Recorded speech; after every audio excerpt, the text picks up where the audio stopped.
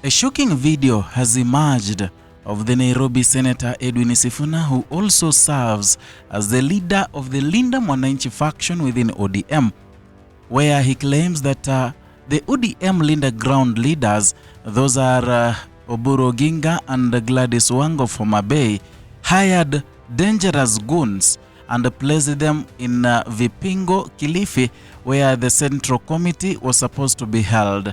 Here, they were targeting to hurt and harm Edwin Sifuna because of his stance, and he was the stumbling block of them, selling ODM to William Ruto. Watch this.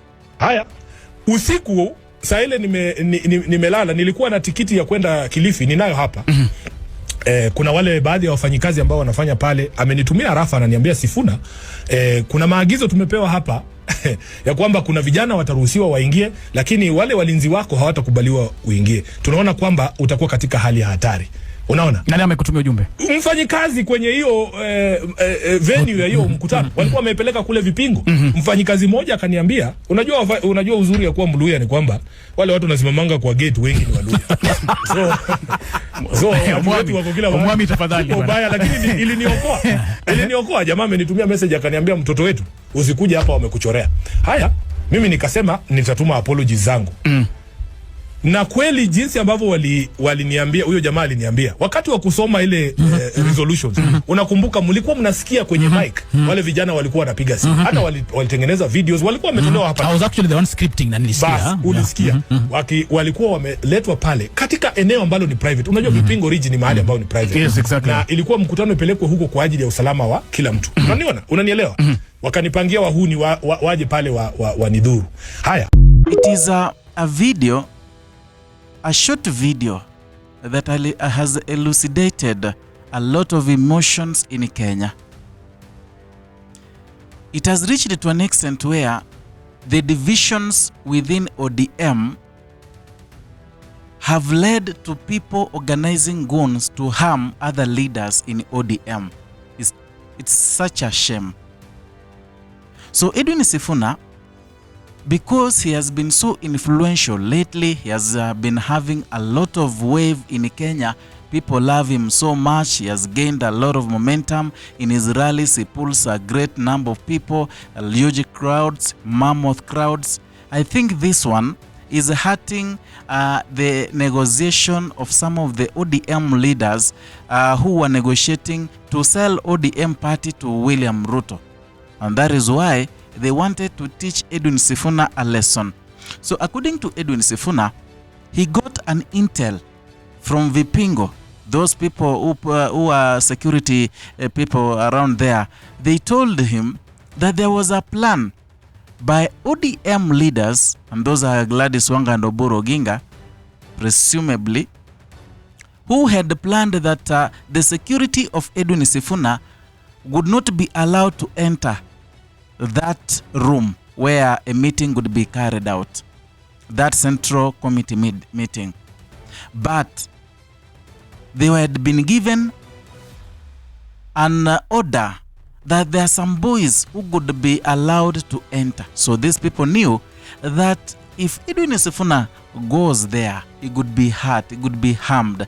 And also they call Edwin Sifuna telling, bana, we ni mtu wetu bana, bana usije hapa manaki umepangiwa vibaya, umepangiwa vinoma. So Edwin Sifuna boycotted that function. In fact, he had even a ticket. Yeah? He had planned to fly to Kilifi, but because he had been warned, so he boycotted that meeting. So the people were so bitter. It backfired. Gladys Wanga was so bitter because he really wanted Edwin Sifuna beaten. So that anger of those goons that were hired was redirected to the Super North Member of Parliament, Millie Odhiambo. Because Millie Odhiambo at some point equally, gave out a secret on how it happened in Kilifi. She said she wanted to bring these people together, the Linda Mwananchi and the Linda ground. So she was equally against the expansion of, or the removal of Edwin Sifuna as the Secretary General of ODM party.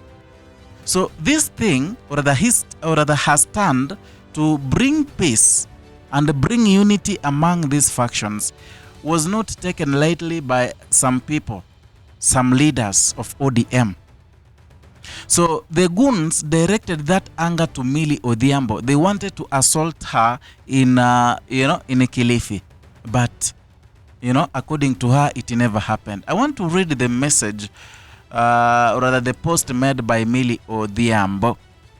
She said, and I'll quote, "I did sit with the Honorable Sifuna as suggested more than once. Together with Honorable Tiende and others, we attempted diplomacy and reconciliation. I spoke to other senior party members in Linda Ground.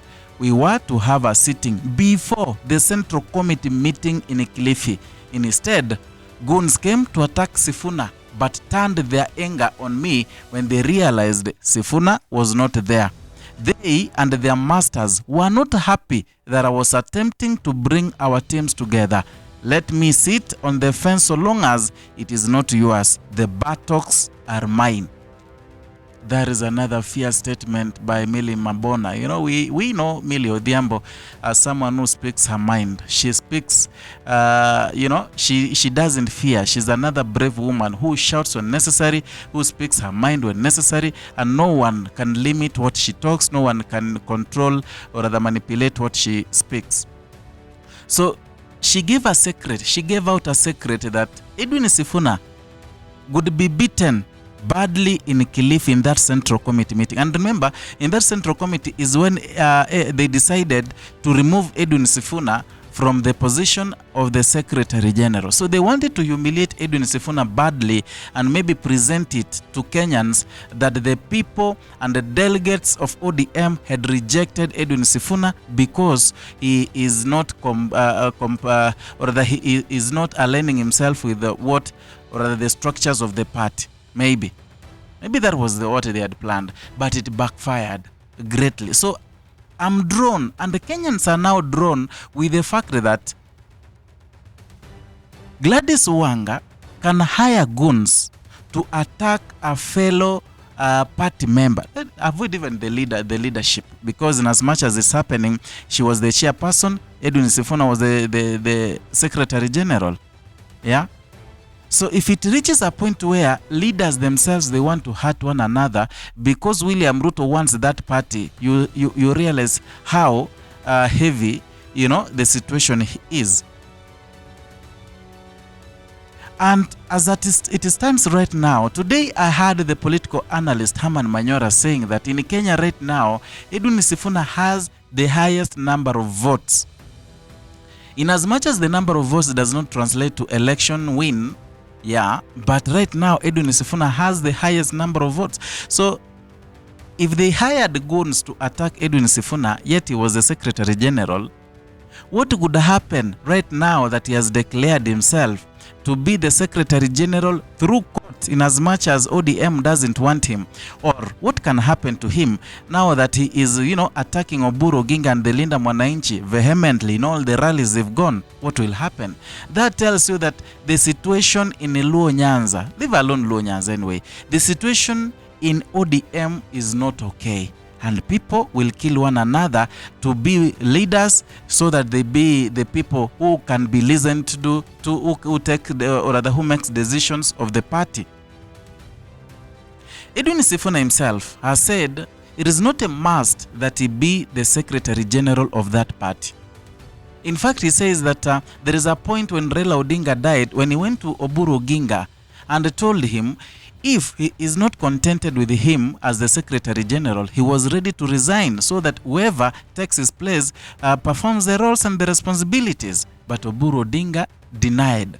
And that is why Sifuna was the Secretary General. Till now, in as much as they expunged him, the courts took him back. He is the legit Secretary General of ODM. But then, according to Sifuna, he's saying it's not that he is clinging on that position. He just wants the party to do the necessary, to do the right thing in expunging, or rather in removing the Secretary General, because it was illegal and unconstitutional the way he was removed as the Secretary General.